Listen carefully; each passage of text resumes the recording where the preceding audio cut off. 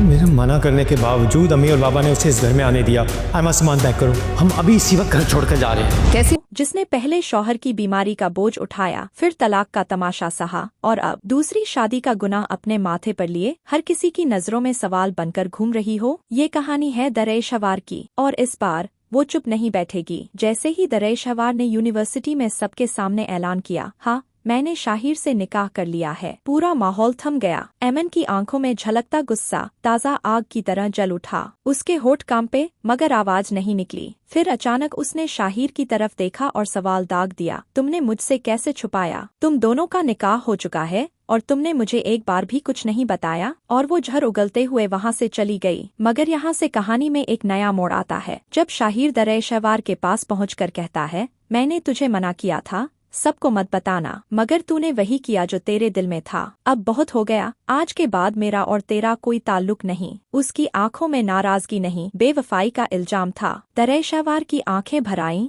मगर वो कुछ नहीं कह सकी। वो बस इतना समझ चुकी थी कि अब उस पर कोई भरोसा नहीं करना चाहता। घर लौटने पर जब दरेश हवार अपने वालिदैन के पास पहुंची तो वहां उसका इस्तकबाल गले लगाकर नहीं, टीमूर के तानों से हुआ। अगर ये लड़की इस घर में रही तो मैं इस घर को छोड़ दूंगा। ये अल्फाज उस भाई के थे जिसने कभी उसी बहन की खुशी के लिए दुआ की थी। माँ और बाप की आंखों में भी शर्मिंदगी थी, मोहब्बत नहीं। दरेश हवार का दिल टूटता रहा मगर जुबान बंद रही। अब सोचिए, क्या वो औरत जो पहले ही सब कुछ हार चुकी है अब अपनों की भी मोहताज रह जाएगी, या फिर अब वो अपनी आवाज बुलंद करेगी? वहीं दूसरी तरफ एक और कहानी पलटने को है, वलीद और मावरा की शादी। एक नई दुल्हन जिसने पूरी खुशी से अपने फर्ज निभाने शुरू किए थे। पहले ही दिन सबके पसंदीदा पकवान बनाए, भाई की खुशी के लिए भाई के पसंदीदा कपड़े पहने। मगर जवाब में क्या मिला? ताने, ठुकराना और एक तल्ख हकीकत। मैंने मावरा से शादी अपने लिए नहीं की, सिर्फ दुआ की खातिर की थी। जब वलीद की ये बात मावरा ने पर्दे के पीछे से सुनी तो उसकी आंखों में भी वही टूटन थी जो दरेश हवार की आंखों में थी। क्या इन दोनों औरतों का कसूर बस इतना है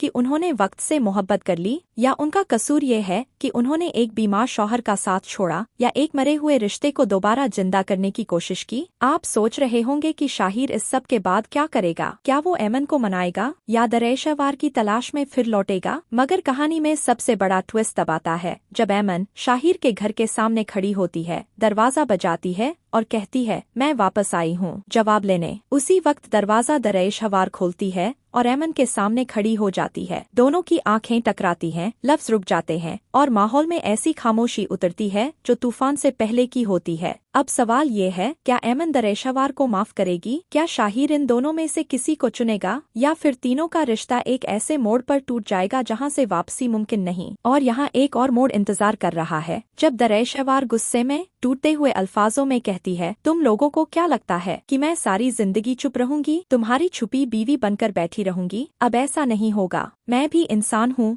और मेरा भी एक वजूद है। इसी बीच मावरा अपने कमरे में बैठकर दुआ को गले लगाती है और कहती है, तुम्हारे लिए सब कुछ सह लूंगी मगर अब खुद को नहीं मिटाऊंगी। ये अल्फाज मावरा की नई शुरुआत की दस्तक हैं। क्या वलीद कभी उस प्यार को पहचान सकेगा जो मावरा ने उसके लिए अपने दिल में छुपा रखा है? तो तैयार हो जाइए, क्योंकि अगली किस्त में सिर्फ रिश्तों की गुत्थी नहीं सुलझेगी बल्कि हर किरदार की सच्चाई सामने आएगी। प्यार, बेवफाई, इंतकाम और मजबूरी का ऐसा ताना बाना बुना जाएगा कि देखने वालों के दिल कांप उठेंगे। और अगर आपने अभी तक चैनल सब्सक्राइब नहीं किया तो ये वक्त है, अभी सब्सक्राइब करें, क्योंकि आगे जो होने वाला है वो आप कहीं और नहीं देख पाएंगे। हर दिल को हिला देने वाली हकीकत, हर रिश्ते का नया इम्तिहान और हर किरदार की सबसे बड़ी आजमाइश सिर्फ इसी ड्रामे में, सिर्फ इसी चैनल पर। क्योंकि ये कहानी अब वहाँ पहुँच चुकी है जहाँ मोहब्बत और नफरत के दरमियान सिर्फ एक झूठ का पर्दा है, और जब ये पर्दा उठेगा तो सब कुछ बदल जाएगा।